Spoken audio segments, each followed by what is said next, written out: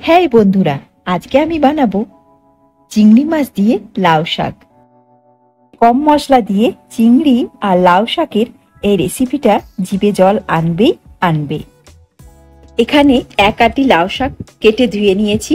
100 গ্রাম চিংড়ি মাছ আর একটা আলু, একটা মিডিয়াম সাইজের পেঁয়াজ কুচিয়ে নিয়েছি, কয়েক কোয়া রসুন থেতো আর 5টা কাঁচা লঙ্কা।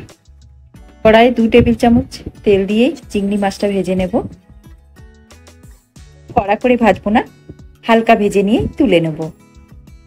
লাউ শাকের এই রান্নাটাই কিন্তু আমি কোনো রকম গুঁড়ো মশলা বা আদা বাটা ব্যবহার করব না।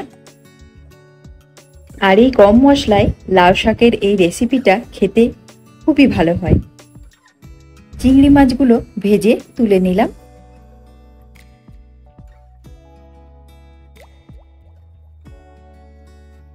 আর এই মাছ ভাজা তেলের মধ্যে আরেকটু সামান্য সর্ষের তেল দিয়ে দিচ্ছি।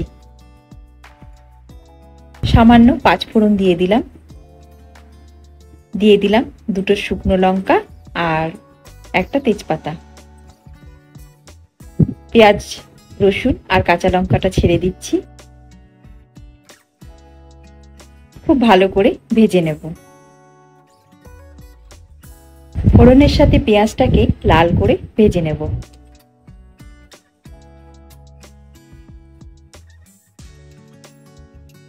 পেঁয়াজটা লাল করে ভেজে নিলাম।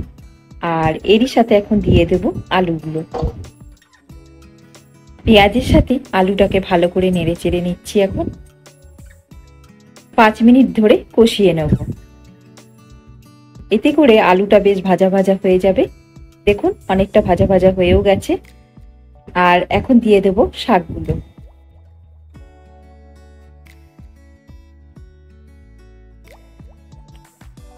শাক দেওয়া হয়ে গেলে স্বাদ অনুযায়ী লবণের পরিমাণটা আমি দিয়ে দিলাম এখানে। আর দিয়ে দিচ্ছি হলুদের গুঁড়ো। এই সব কিছুকে এখন ভালো করে মিশিয়ে নিচ্ছি। বেশ কিছুক্ষণ ভালো করে মেশানোর পরে শাক থেকে হালকা জল বেরিয়ে এসেছে, তার জন্য শাকটা অনেকটাই নরম হয়ে গেছে। আর লাউ শাক থেকে এমনিতেই অল্প জল বেরোয়। এখন আমি দিয়ে দেব ভাজা চিংড়ি মাছগুলো। চিংড়ি মাছটা লাউ শাকের সাথে ভালো করে মিশিয়ে নিচ্ছি।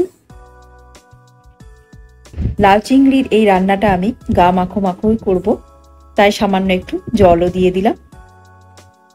জলটা দিয়ে ভালো করে মিশিয়ে ঢাকনা চাপা দিয়ে সিদ্ধ করে নেব। গ্যাসের ফ্লেমটাকে আমি অবশ্যই কম আঁচে করে রেখেছি। 10 মিনিট পর ঢাকনাটা খুলে দেখে নিচ্ছি। আর এরই মাঝে আমি 2বার নাড়াচাড়া করে নিয়েছিলাম। সবকিছু ভালোভাবে সিদ্ধ হয়ে গেছে। আর শাকের টেস্টের ব্যালেন্সটা ঠিক রাখার জন্য এখন আমি দিয়ে দেব সামান্য একটু চিনি। চিনিটা দিয়ে ভালো করে মিশিয়ে 1 মিনিট ফুটিয়ে নিলেই তৈরি হয়ে যাবে লাউ শাক দিয়ে চিংড়ি মাছের রেসিপি। আজকে রেসিপিটা কেমন লাগলো অবশ্যই কিন্তু কমেন্ট বক্সে আমাকে জানাবেন। আর ভালো লাগলে একটা লাইক করে দেবেন। আর আমার চ্যানেলটাকে সাবস্ক্রাইব করে পাশে থাকা বেল আইকনটা প্রেস করে রাখবেন। আজ তবে এই পর্যন্ত। নমস্কার।